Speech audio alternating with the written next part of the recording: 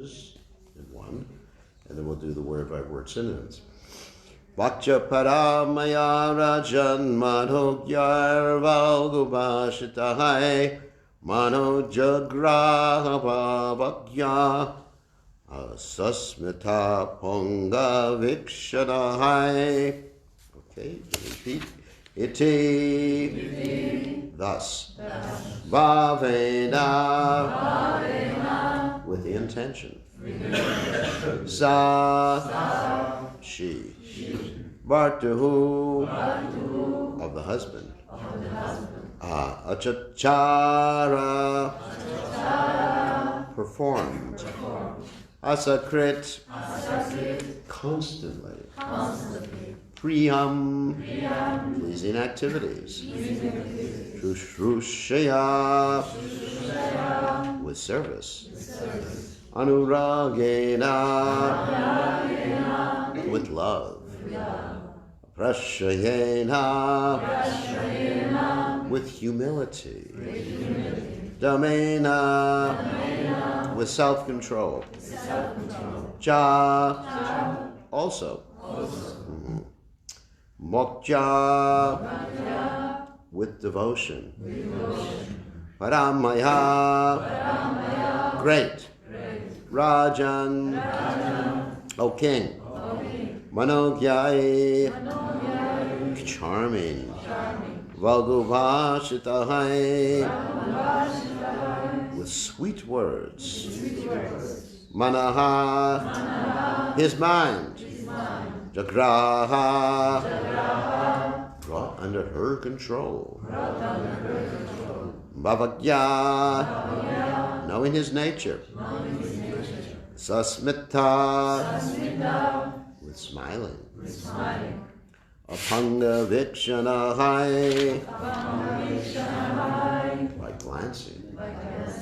So translation. Thinking in this way with a desire for a son to kill Indra, Diti began constantly acting to satisfy Kashyapa by her pleasing behavior. O king, Diti always carried out Kashyapa's orders very faithfully as he desired, with service, love, humility, and control, with words spoken very sweetly to satisfy her husband, and with smiles and glances at him. Diti attracted his mind and brought it under her control. Nice. So, purport by His Divine Grace, A.C. Bhaktivedanta Swami Srila Prabhupada Ki Jai. When a woman wants to endear herself to her husband and make him very faithful, she must try to please him in all respects. When the husband is pleased with his wife, the wife can receive all necessities, ornaments, and full satisfaction for her senses. Herein, this is indicated by the behavior of Diti. So, again, Diti Bhavena Sabardu Achachara Sakrit Priyam Shushrusheha Nuragena Prashayena Damena Cha.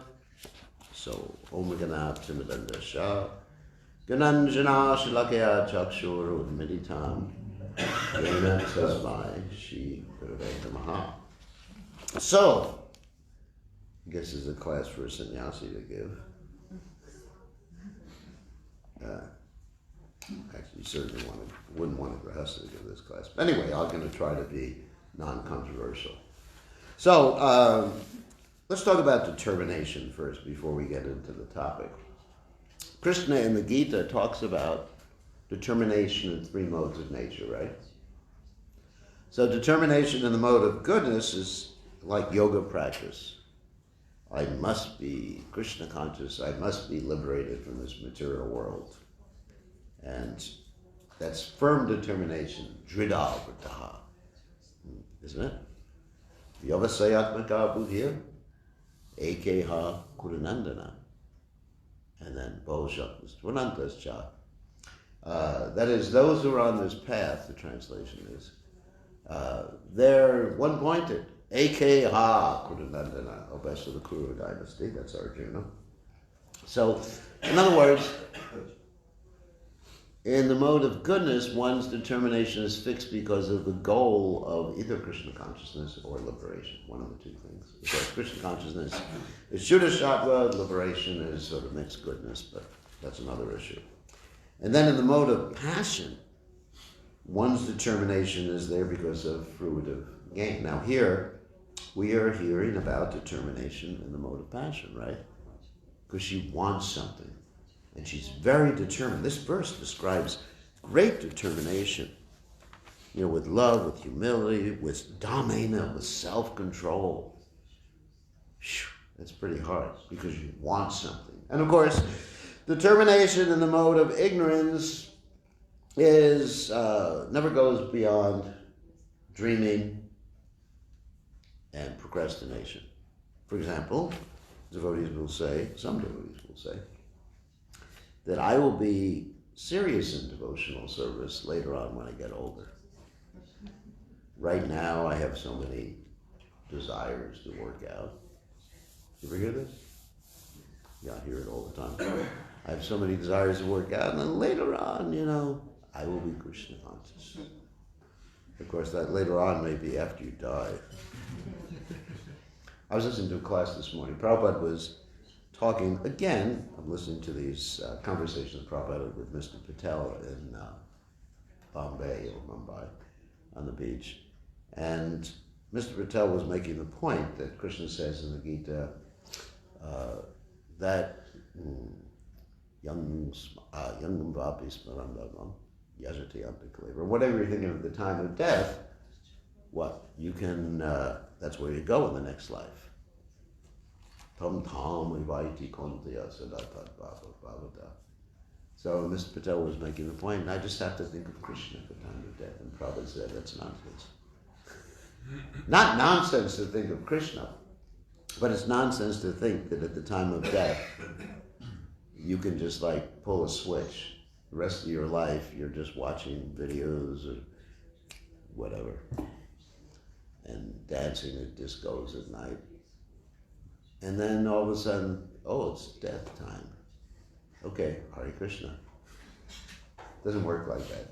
You may not be so fortunate like a Jamil, because to describe the time of death, the bodily functions are dislocated, kapha, vata.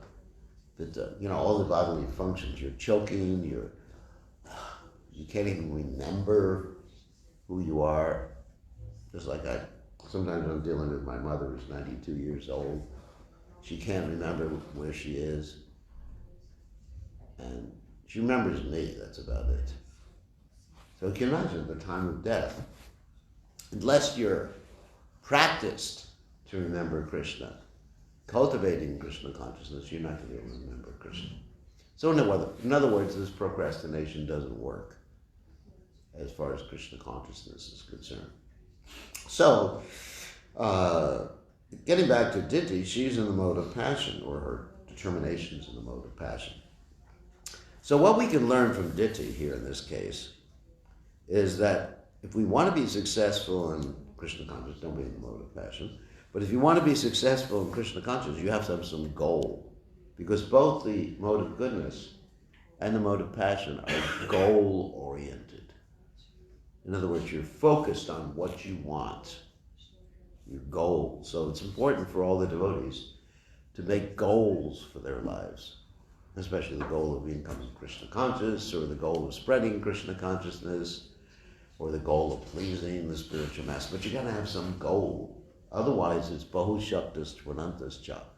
Your determination is many-branched, and then ultimately, bhogaishvarya prasaktanam chaya pritachetasam vyavitsayatmika buddhya samadhanavatyate. That's another verse in the Bhagavad Gita. That you're going to be overcome with bhoga and aishvarya. In other words, you're going to want opulence and want sense gratification. Bhoga, aishvarya, prasakta. One is attached to bhoga and opulence. Paya pratichetasam. His mind can never be fixed. Vyavasayatmika abudir samadho navadhyate. He'll never be absorbed in Krishna consciousness. So that's one thing we can learn from this verse. So we respect Diti because she was really determined. She's a lot better than some of us who are not determined. Anyway, so, and her determination ultimately gave her Krishna consciousness. So Krishna in the Gita, not the Gita, in the Bhagavatam says, Agkama, Sarvakama, Moksha Kama Dharati. What is it? Tivrena Bhakti Yogeni Yajeta Purusham Param. The advice is that if you have some material desire, then, or you're free of material desires, or you have no material desires, you just want to please Krishna, then you should engage in a focused devotional service. Tivra Bhakti. Tivra Bhakti, Tivra means like forceful, very determined devotional service. Tivrena Bhakti Yogeni Yajeta Purusham Param. So, in other words, you should focus, even if you have material desires, like Dhruva Maharaj had material desires, and other personalities have material desires, just focus it on Krishna. You know, if you want something, go to Krishna. We're not advocating that people should have material desires or approach Krishna for material things, but if you're going to have all these desires, just go to Krishna rather than to anyone else, especially, of course, here it's not a problem. Nobody goes to the demigods. So then, getting to the controversial subject matter here, where you have Diti bewitching her husband by serving him, there's an interesting statement. Too much devotion is the sign of a thief. That doesn't only apply to interactions between men and women, romantic things like this, but it applies to any situation where someone shows you all of a sudden a lot of devotion. For example, if you go into a place, let's say a car dealership. Do you have car dealerships here? You have salesmen? And the salesman shows a lot of devotion for you. Watch out, you're going to be cheated. I oftentimes give the example that there's one car dealership I've gone to before, and the salesman always remembers my name even after about 40 years. Oh, Mr. Swami, how's the Swami family? And I said, of course there's no Swami family. He says, how are you doing? And it's just like he's my best friend all of a sudden. And for you, we have this car. For you, there's no profit. So this is a sign of danger when someone all of a sudden is just like very devotional. Now, sometimes I apply this principle when I want something from someone. I have one of my godbrothers, not recently, but in the past, that I've wanted to borrow some money from. So I would go to him and call him on the phone and tell him, you're the greatest sannyasi.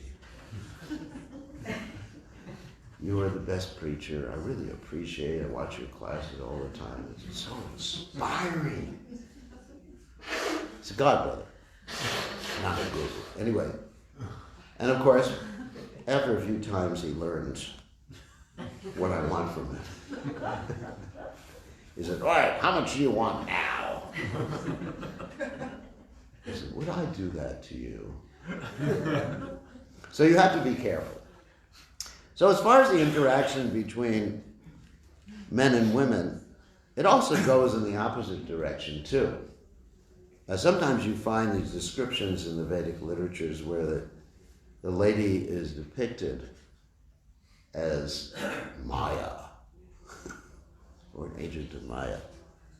And it appears to be a little imbalanced, isn't it? You think, I'm sure you ladies are thinking, what about us? I mean, we're just like Maya Devis. Is that our whole identity, is just being Maya Devis? And the men are thinking, these are just Maya Devis. So the reason these descriptions appear to be a little imbalanced is because of the society in which these descriptions were written. I mean, you have to understand a little bit of the sociology of the Vedic culture. In this particular society, that is where the Vedic literatures were compiled and written like that, it was a society that was more, let us say, agrarian. Agrarian means it was in the forest or in the, actually farming. Agrarian means farming. And so the woman's duties in the agrarian society, and I'm not speaking about a modern society, which is different, because in each and every society there are different duties, I mean different cultures. You can't impose, let's say, a culture that was existing thousands of years ago in the modern world. If you try to do that, it becomes really weird. You have to be practical. So in this particular society, the men would go out and, at least the Brahmin men would go out and earn a living by preaching. The women would stay home and take care of the children and take care of the house and everything like that. You know, it was very clearly delineated, the different duties of the men and the women in that society. So the men's business, the men would do the studying and the preaching, and the women wouldn't be engaged in that, and the women wouldn't take initiation in those days. In general, there's some exceptions to that rule. So therefore, you have the emphasis here on that particular society where the men were engaged in self-realization. And if you contrast that with today's society, where everybody can be engaged in self-realization, where everybody in today's society in general has to engage in economic development too, not only the men. I mean, those of you who are married may experience that both of the husband and the wife have to engage in making money to support a family. I've seen that in so many cases. So it's a completely different scenario. So although this description is from the man's perspective of how the woman bewilders the man, also you can have the perspective from the women's perspective where the man bewilders the ladies. That's why Prabhupada said, for the man, woman is Maya, and for the woman, man is Maya. So Prabhupada understood the equality there. So they both have a duty to be Krishna conscious. Both the man and the woman have a duty to be Krishna conscious. And they both have a duty to not try to drag the other person into illusion, because there's natural attraction between the men and the women. As Prabhupada would say often, that men are like butter and ladies are like fire. So you put them together, you put butter and fire together, and you get ghee, right? That's why we have the grahastas are called ghee-hastas. Sorry for that. That's my own invention. It's not shastric. I have to be very clear about that. So why is this that we naturally can get controlled by someone who appeals to us or someone who serves us? You know, even if some man serves us, it's, you know, we get controlled by that. The reason for that is that we think we're the enjoyer, instead of understanding that everybody in this world, both men and women, or entities with male bodies or female bodies, both of these entities are Prakriti, not Purusha. That's very important to understand. We're not meant to enjoy. So if someone does some service for us, whether it's man or woman, or even a dog. A dog is a man's best friend, right? You know, people really love their dogs. It's interesting. I was giving a class about this. I just mentioned this, and people just like completely devoted to their dog, and I got so many messages on the internet, don't criticize people who are devoted to their dogs. Why are they devoted to dogs? Because the dogs are serving them. There's this interesting word in English, obsequious, that a dog is specially bred to always be ready to serve you. Just like it's described about Diti here, that she was acting in an obsequious manner towards her husband, isn't it? Obsequious. Oh, whatever you want, dear, I'll get it for you. Oh, you want this? Oh, okay. Okay. There was an interesting conversation with the Mahabharata about this. It was between Satyabhama and Draupadi. Draupadi had 5 husbands. 5 husbands? And Satyabhama only had 1 husband. And her 1 husband had another 16,107 wives. Because she was number 108. Anyway. So, Satyabhama being, let's say, a left-handed wife of Krishna. Left-handed means a wife or a girlfriend who is not submissive. Anyway, but Krishna likes that. So she being a left-handed wife of Krishna, she's actually expansion of Srimati Radharani. She was asking Draupadi, how do you keep your 5 husbands under control? I'd like to keep Krishna under control. What do you do? What's your trick? What makeup do you put on? Or, how do you wiggle your eyes? God knows what else. And, or what black magic do you do? Whatever. So,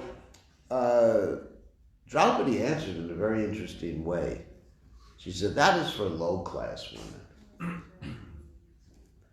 He said, I don't want to control my husbands, but in order to serve them, because she understood everybody has a position of service, and her husbands also served her.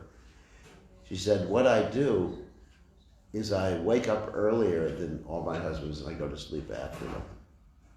So she's always there to help her husband. But she didn't do that with a objective to cheat her husband. She did that with an objective to serve. And whereas Satyabhama was looking for some, trick. Of course, this is all a pastime. I understand that. And we do know in Krishna's pastimes in Dwarka that Satyabhama, she would sometimes nag Krishna to get what she wanted. There's that whole story. That when Satyabhama saw that Rukmini had gotten a parijata flower, Satyabhama being envious, spiritually, this is not to criticize Satyabhama, it's Satyabhama wanting the parijata too, asked for a whole tree. So Krishna was nagged by her. Usually that's not a good method to get what you want, to nag someone. Because when you nag someone, they actually don't want to hear from you anymore. It's like someone calls you on the phone, texts you all the time. You just like block their phone calls and block their texts. So anyway, so Satyabhama was nagging Krishna in order to get a parijata flower or a tree, and Krishna did it. He stole the parijata tree. Firstly, there's an interesting story. He pleased the demigods first, who had the parijata flower, by returning the earrings of Aditi, which had been kept by this Bhaumasura, and also rescuing all those girls that were kept by Bhaumasura. And then, 16,100 girls. And he returned the earrings and everything to Indra, and he asked Indra for a parijata tree, and Indra said no, and Krishna stole it. And then Krishna had to fight with all the demigods and defeat them in order to give Satyabhama the parijata tree. So in this way, Krishna showed himself to be a little controlled by his wife, which is all right. Because In the spiritual world, Krishna is controlled by his devotees, which is really interesting. And that's why that's the original form of which the interactions in this material world are perverted reflections. Just like you see this interaction between Diti and Kashyapa. This is a reflection, a perverted reflection of the interactions between Krishna and his pure devotees. Because the pure devotees, they control Krishna by their devotion. In fact, that's one of the qualities of Srimati Radharani, right? She always keeps Krishna under her control. And Krishna gets so much under her control that sometimes he has to bow down at her feet. I mean, if any of you are married and you have to bow down at your wife's feet and beg for forgiveness, you're in trouble. You're in trouble. That relationship is in trouble. Can you imagine that? I mean, I know it happens sometimes. The husbands go to the wife's feet and bow down. And Krishna, there's actually a place in Vrindavan, Manasarovar, where Krishna actually bowed down and cried and touched Radharani's feet and begged for forgiveness. So that's the original source of which the interactions in this material world are perverted reflections. So, the question is, how can we avoid being controlled by others, other than the spiritual master? Spiritual masters should control you completely, but anyway, that's another issue. How can we avoid being controlled by these interactions, or bewildered or put in Maya by these interactions which are described here? By understanding that we are Krishna's servants. That's the way. And to be attracted, instead of being attracted to the, let's say, attractive features of this world, including the opposite sex, or for some people it's the same sex, being attracted to Krishna and Krishna's pastimes. Just like that story that I often tell of this devotee. His name was Damodar Das. And this is a story in Ramanujacharya's pastimes. The Damodar Das was very much controlled by his girlfriend. And he was so much controlled by his girlfriend that he would walk with his girlfriend, but he would walk backwards. And the reason he would walk backwards was so that he could always look at her smiling face, and he could hold an umbrella over her head. Like sometimes you see the disciples will hold an umbrella over the head of the guru or something like that. So he was so enamored, controlled, that he would hold this umbrella over her head. And not only that, I think he also used a chamra. You know chamra? That's like the yak's tail that we use when we do RT. So he would go like, Shri girlfriend Sharana Padma, Kevala Bhakti Sadma, Bhagavani Sarvanam. Anyway, it's like we were chanting to Prabhupada. So he would do that. And some of the brahmacharis, they made fun of him. That's definitely not the way to preach. You don't make fun of people who are in Maya. So their spiritual master, Shripad Ramanujacharya, was there at the same time. And Shripad Ramanujacharya told the brahmacharis not to make fun of this particular individual. He said, bring him here, I want to ask him a question. And Shripad Ramanujacharya asked him a question, and he said to Damodar Das, why are you doing this? And Damodar Das said, because she has such beautiful eyes. I mean, just thinking about it, like eyes, and what are eyes anyway? Isn't it? I mean, for example, sometimes we go to the eye doctor. The eye doctor looks at my eyes. I have a lady eye doctor. She doesn't get bewildered by my eyes, don't worry. So she looks at my eyes. It's just some mechanical device, very complicated. More complicated than the scientists can completely understand. But it's just a mechanical device. It's like looking at a camera, becoming attracted to a camera. Imagine, pull my phone out. Here's my camera on my phone. Wow. It's such a beautiful lens. Some people are like that. Oh, you got the latest iPhone. Wow, the camera's fantastic. So, it's hard for me to understand that. But anyway, so he was looking at her eyes and so attracted. There's even a song from the 1960s.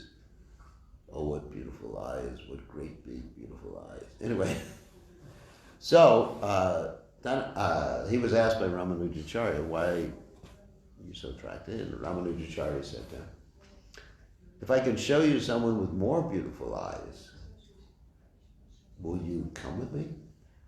And this Dhanurdas said, wow, where is she? And Ramanujacharya said, come with me tonight.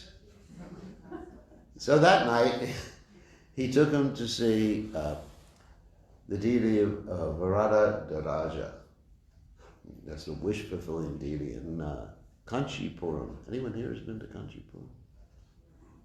You've been to Kanchipuram. Wonderful deity. That's the deity who gave Ramanujacharya's disciple Quresh back his eyes after his eyes were taken out by the king. That's a whole other story. So he went before the deity and he looked at the deity and said, wow! Oh my God. And by seeing the deity, he did get married to his girlfriend. It's not that he told his girlfriend to go to hell or anything after that. He was dharmic. But by seeing the deity, he became so detached. There's even stories later on of how detached he and his wife became. More detached than the brahmacharis. Because Ramanujacharya had to confront these brahmacharis who were criticizing Dhanurdas for being married to his wife. Sometimes the brahmacharis are like that. I remember the early days of the movement, if someone, God forbid, got married, we thought, oh, we've lost them forever.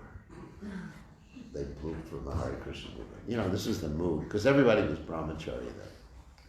And basically, householders were just like persona non grata, basically, if you know what that means. So the brahmacharis were making fun of this person, Dhanurdas, and Ramanujacharya wanted to show them how this couple was more detached than the brahmacharis. So one night, Ramanujacharya arranged that while the brahmacharis were sleeping, he switched all their belongings from one person to another. In other words, they were sleeping. In the old days, brahmacharis used to all sleep in one room on the floor. No beds, cushions, just like it's described in the Bhagavatam. What is the use of beds when there are earthly flats to lie on? What is the use of a pillow when you've got your arms? So we follow that. We used to follow that. We used to sleep on a grass mat. Anyway, so the brahmacharis, they would all sleep in one room. So Ramanujacharya switched the clothes from one brahmachari to another. There were like 30, 40 brahmacharis. When they woke up, they started fighting each other. Boom, why'd you take my clothes? I don't know if they punched, but they were yelling and screaming at each other.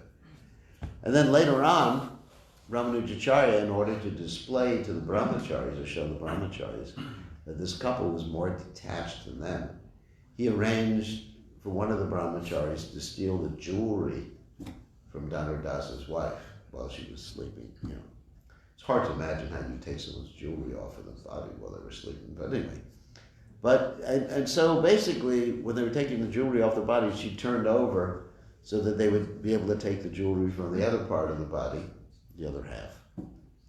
But that scared off the brahmacharis. And Ramanujacharya later on told the brahmacharis to watch the conversation between Dhanurdas and his wife.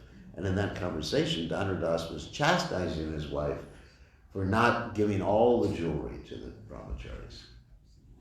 So in other words, they became more detached than the brahmacharis simply by worshiping the deity, simply by appreciating the beauty of the deity. Of course, there's statements like that. If you all desire to enjoy society, friendship, and love in this world, don't go to see Krishna and playing on his flute in the case she got.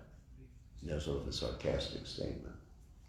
So, therefore, that's the solution. If we don't want to be controlled by the attractive features of this world, and it's not only men and women attractive features, there's so many attractive things. Like here, it's the winter in Slovenia, and you hear about the beaches somewhere else. Like, isn't it? It sounds attractive, isn't it? The nice beaches and the swimming and the shore. It sounds really nice. But we can overcome that attraction by simply being absorbed in Krishna's service. And also understanding our spiritual identity. This is the statement is there, Sarva Padi Vinirmuktam Tatvata Prema Nirmalam Rishikena Rishikesha Sevana Bhakti Ruchate. That if one identifies themselves as a servant of a servant of a servant of a servant of the Lord, who maintains the gopis in Vrindavan, and no longer identifies yourself as the Purusha, the enjoyer. Krishna is the Purusha. We're Prakriti. Then you won't be enamored by anything. So there's something beautiful or attractive in this world. Krishna is the enjoyer. And we're meant to serve. And we're meant to give something to Krishna. You see something attractive to eat, or then it's meant to be given to Krishna. You see a flower, and you think of Krishna. So this is actually the solution. And unfortunately, or fortunately, in this particular case, Kashyapa was not on that level, and he became controlled by these wiles. Wiles means manipulation. So any questions or comments about these things? Questions, comments, arguments, problems? Yes? I don't know if you have noticed, but I took the liberty and I left you a piece of paper in the book in the Srimad Bhagavatam. Oh, I noticed that, yeah. Yeah. I thought it was someone else who had given a class and taken notes. Actually, these are my 2 questions Wow. from yesterday.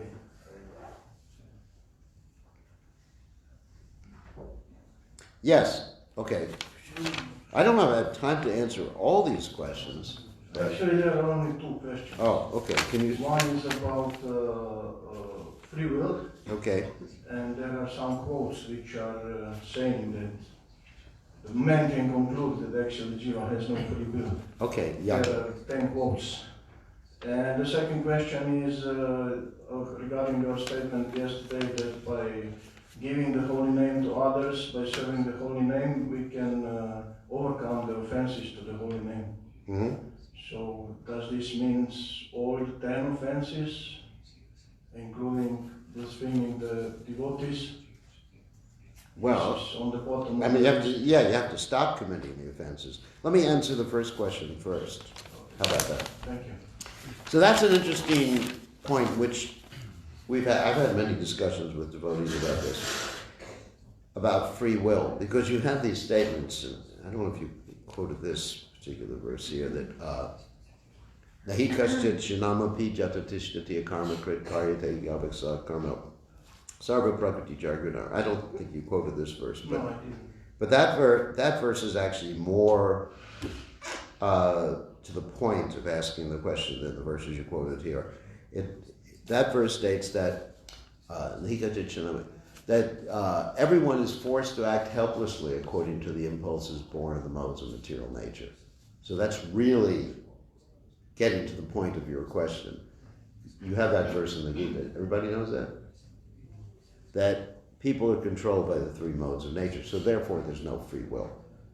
So, the answer that Prabhupada gave to this, Prabhupada was actually asked the same question about free will and control of the modes of nature. Prabhupada said, you pick your association And once you pick your association, there's another verse in the Gita. Karanam gunasangasha sadasa janma jonishu. Then you're associating with a particular mode of nature. In other words, we choose which mode of nature or modes combination that we're associating with. You have that amount of free will. Free will is not absolute free will, not absolute independence. You can't do anything and everything you want. Krishna has absolute independence.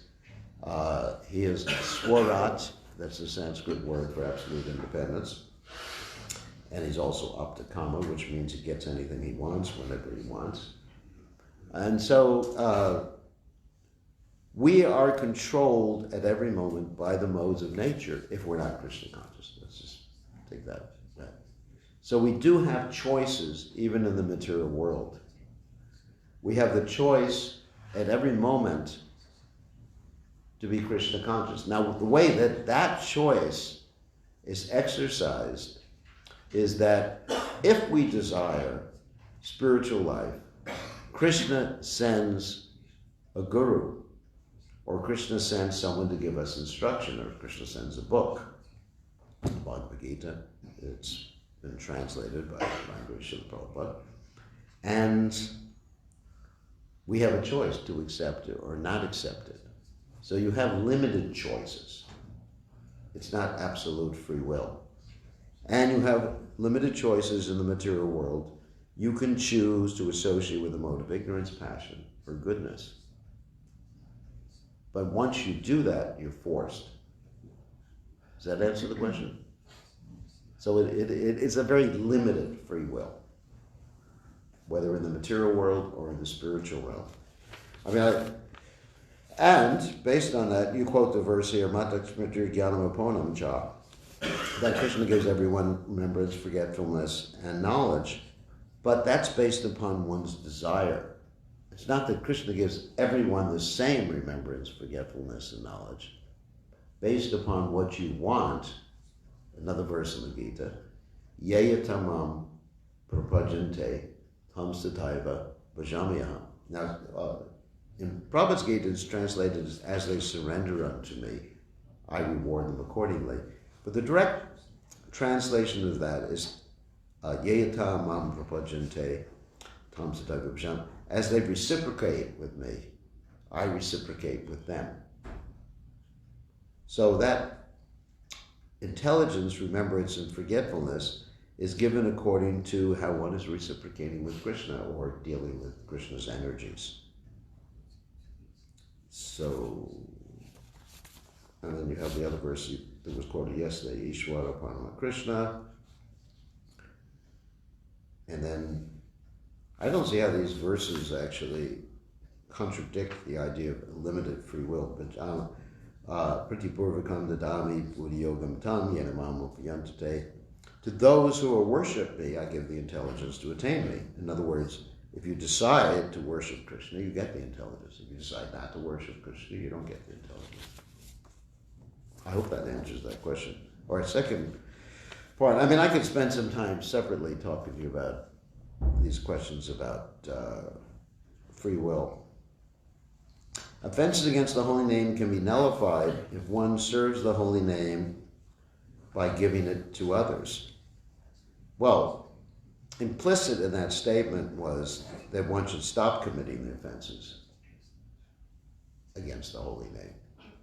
And then, by serving the holy name and by serving others, then one can overcome the offenses. But obviously you have to stop blaspheming, like you mentioned here. Does that answer the question? Anyway, thank you for the nice questions.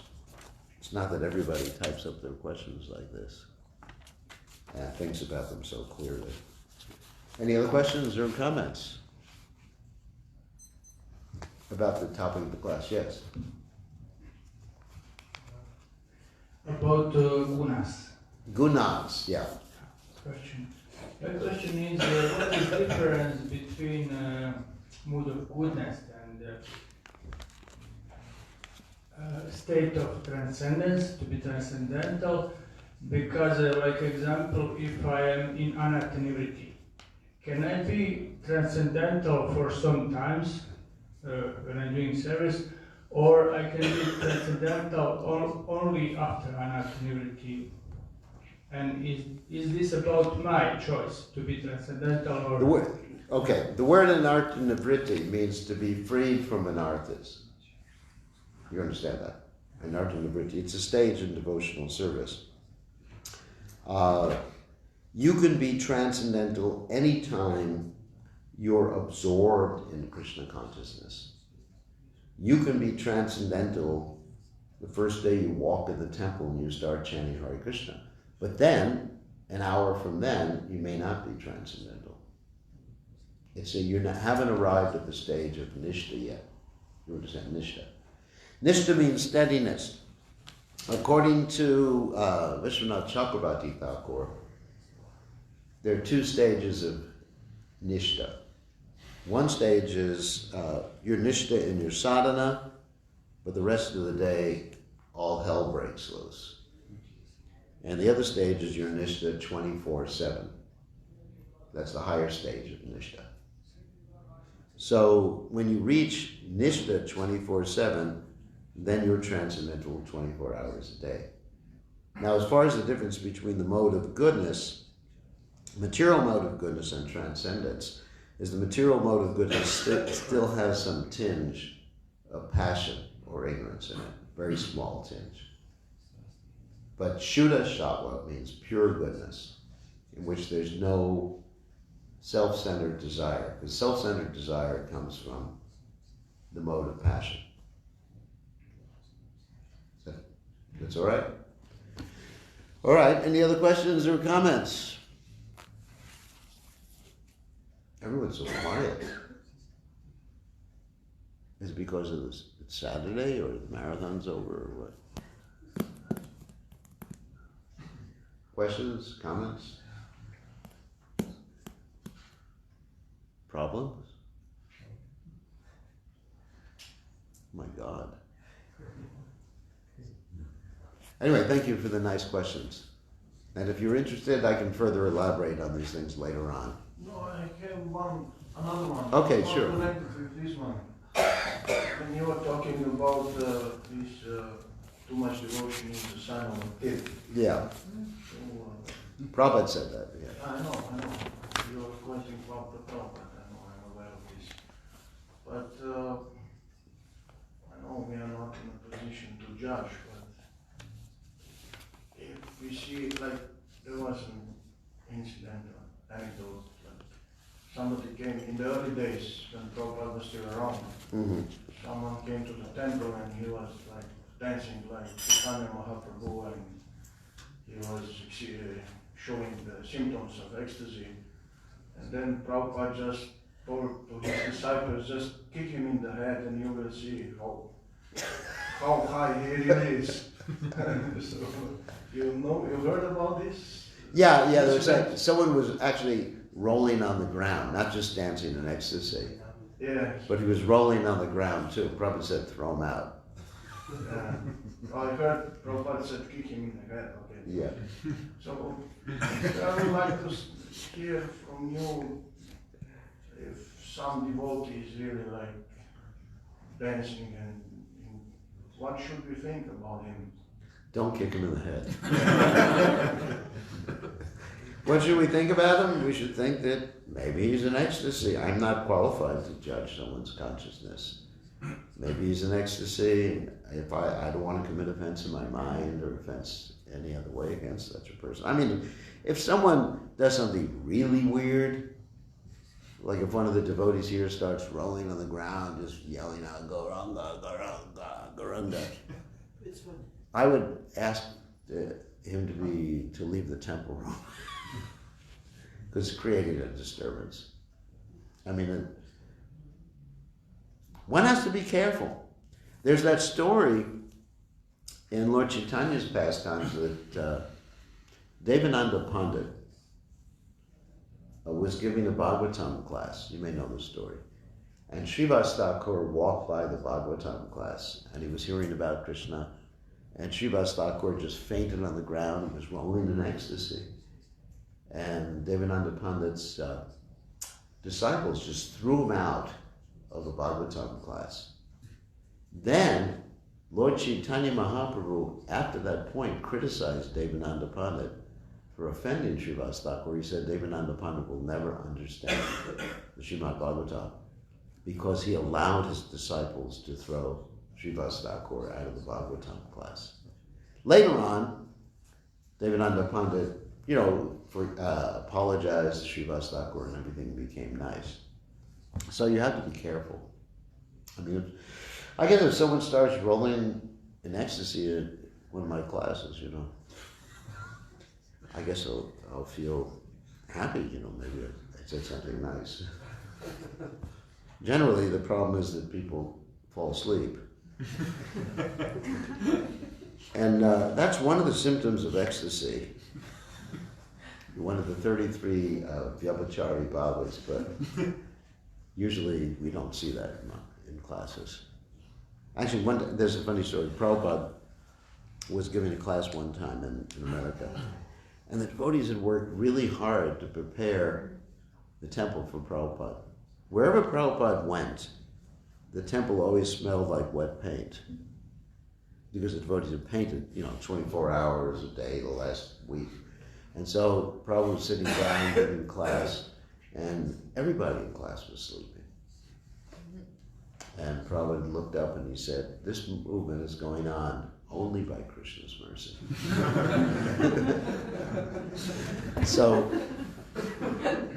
and there's another story about rolling on the ground in ecstasy. There's a story, maybe in the Chaitanya Mangal, in one of the books about Lord Chaitanya's pastimes. Once upon a time, there was a person who was chanting about Ananta, a song, snake dance about Ananta or something like that. And then what happened is that Haridas Thakur came and heard this, and he started dancing and rolling on the ground in ecstasy, because Haridas Thakur is a pure devotee. And there was a Brahmin, and everyone appreciated, wow, what a nice devotee he is. And then there was a Brahmin who thought, boy, this Haridas Thakur, he's getting so much appreciation for dancing in ecstasy, I should just imitate him. So he goes in and he imitates him. And this person who was singing or conducting the music, he just basically kicked him. And the Brahmin said, "Why are you kicking me? You let Haridas Thakur do this and you appreciated him very much." And the person who was leading the kirtan said, "Because he had genuine ecstasy, you were just imitating for appreciation." So someone like Prabhupada could appreciate the difference. I wouldn't personally stick my neck out and think that I could understand what someone was feeling or whether they were pretending, unless it was extremely obvious. But definitely Prabhupada did say something like, I don't know if he said kick him in the head, but he did say kick him out. I know Prabhupada did say that. So, does anyone want to roll on the ground in ecstasy? Actually, when you see Panchatattva, you want to roll on the ground in ecstasy, isn't it? Dance in ecstasy. Prabhupada, and about dancing, that's very interesting. Prabhupada instructed us how to dance, and I very rarely see people dancing like the way Prabhupada instructed us. Prabhupada instructed us to dance with the arms raised and the Prabhupada step. You understand? One foot forward, the next foot back, one other foot forward, and another foot back. Swami step. The Swami step, yeah, the Swami step. And it was so beautiful in the early days, because you had the men on one side of the temple, the women on the other side. I'm not saying other types of dancing they were okay too, but everybody was swaying like that. It was like, it was beautiful. Everybody was swaying. And now you see, sometimes in RT, just everybody's just like, we used to call that a wallflower. I don't know if you know what a wallflower is. You know what a wallflower is? That's if someone who goes to a dance and they just sit in the back. because they're too shy to ask someone to dance with them. Anyway, this is called the wallflower. So now I see him dance. I mean, not to criticize anyone, because I don't want to commit offenses against all the great Vaishnavas. But I see that, devotees, they just shuffle during some of the kirtans. Isn't it? I mean, I was thinking like that during Tulsi worship this morning. That it's so ecstatic. You're just praying to Tulsi Day, please make me a resident of Vrindavan. Let me see with my eyes, Nayane, with my eyes the beautiful pastimes of Radha and Krishna. I mean, it's just like, I'm not saying that I'm feeling ecstasy, but it just makes me feel ecstatic when I think about it.